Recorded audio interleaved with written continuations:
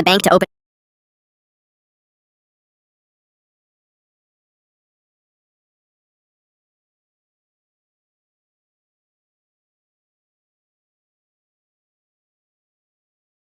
a savings account. The teller at the bank to open a savings account.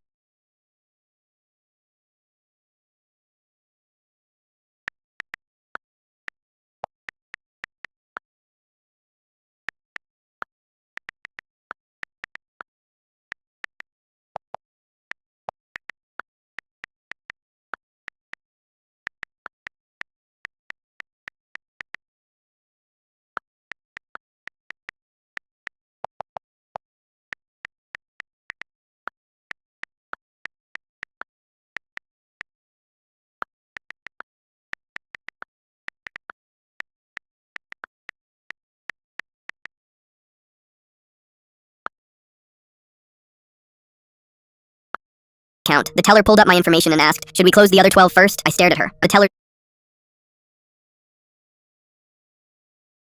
at the bank to open a savings account. The teller pulled up my information and asked, "Should we close the other 12 first?" I stared at her. "I'm sorry, what?" The teller's fingers kept typing, eyes locked on her screen. "You have 12 savings accounts already open with us. Would you like me to consolidate them into this new one?" My stomach dropped. "I don't have 12 accounts. I've never even banked here before." She turned the monitor. 12 savings accounts, all under my name, my social security number, opened over the past 8 months. The oldest one had $800 in it. The newest, opened 3 days ago, had $12,000. I couldn't breathe. Someone stole my identity. The teller's professional smile flickered. "Sir, these accounts were all opened in person with valid ID. We have your signatures on file." "That's impossible. I've been deployed overseas for the last year. I literally just got back 2 days ago." Her face changed. She picked up her phone. "I'm getting my manager." 5 minutes later, I was sitting in a back office.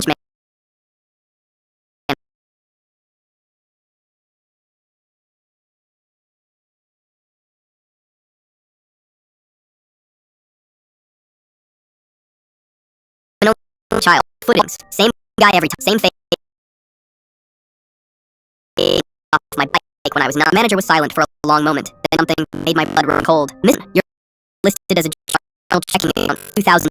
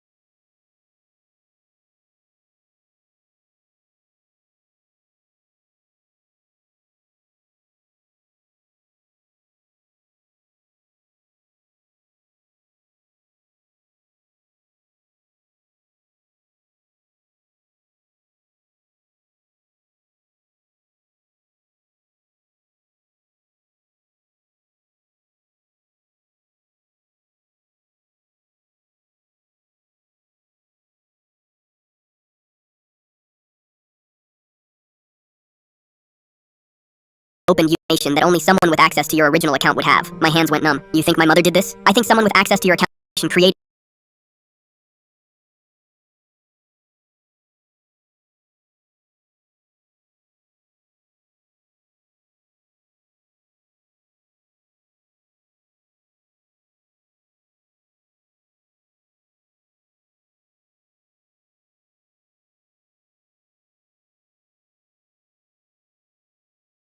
Guys, remix this sound with literally the most random clip on your phone. Maybe nothing happens and it just sits there like that one assignment you never turned in. Or maybe you wake up and your clip is turned into the first viral meme of 2026. Or it's just sitting at 11 views like every other flop. I don't know. But if you don't ever bother trying, you never know. You might have skipped on your viral moment. So show the algorithm what you got. Guys, what do you mean the meme reset is failing? Because the brain rot kids just hit phase 2.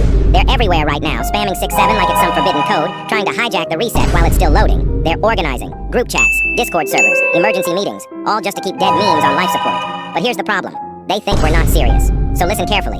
The only way this ends is total participation. If everyone watching remixes this video, the reset finishes. If you don't, they win. And we're stuck in brain rot forever. Your move. What do you mean? And with that, the two things. Remember 25.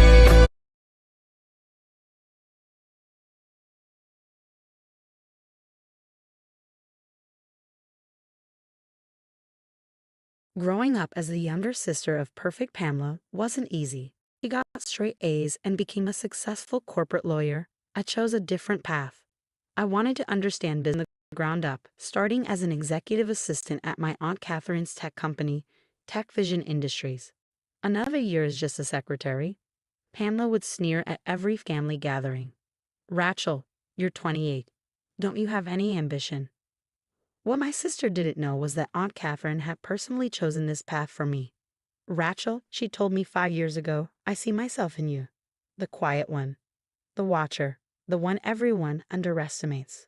Aunt Catherine had built Tech Vision from nothing, turning it into a $2 billion company through sheer brilliance and determination.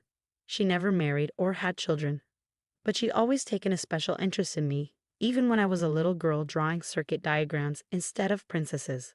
Your sister might be loud and flashy, Aunt Catherine would say, but true power moves quietly.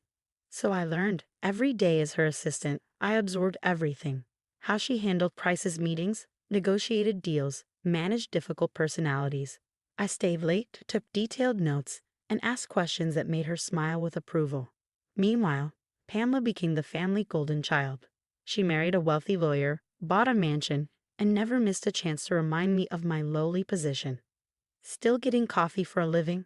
She asked sweetly at Christmas dinner. At least you're good at something. Our parents would laugh uncomfortably, not wanting to upset their successful daughter. Only Aunt Catherine would wink at me across the table, a silent reminder to stay patient. Then came the day that changed everything. Aunt Catherine's cancer diagnosis shocked us all. It was aggressive, leaving her only months. Pamela suddenly became the most attentive niece, visiting daily with expensive gifts and grand plans for the company's future. Don't worry, Auntie, she'd say, patting Aunt Catherine's hand. I'll make sure Tech Vision stays in the family. I've already spoken to some board members about taking a leadership role. I just kept doing my job, spending hours with Aunt Catherine reviewing projects, discussing company strategies, and simply being there as she grew weaker. The end came faster than anyone expected. The funeral was massive. Tech industry leaders, politicians, and hundreds of employees came to pay respects. Pamela worked the crowd like a politician, dropping hints about her future role at Tech Vision. Of course, it's what Aunt Catherine would have wanted. I overheard her telling a board member, "The company needs strong leadership, not someone who just fetches coffee." The will reading was scheduled for the next day at Aunt Catherine's mansion. The entire family gathered in her vast library, our parents, Pamela and her husband James, and me. Mr. Harrison, Aunt Catherine's lawyer for 30 years, adjusted his glasses as he prepared to read. Before we begin, he said, Catherine left a video message to be played first. The screen behind him lit up, and there was Aunt Catherine recorded just weeks before her death. She looked frail, but her eyes sparkled with their old mischief. "My dear family," she began, "I know there's been much speculation about the future of Tech Vision. Pamela, darling, I've heard all about your conversations with the board. Very enterprising of you." Pamela preened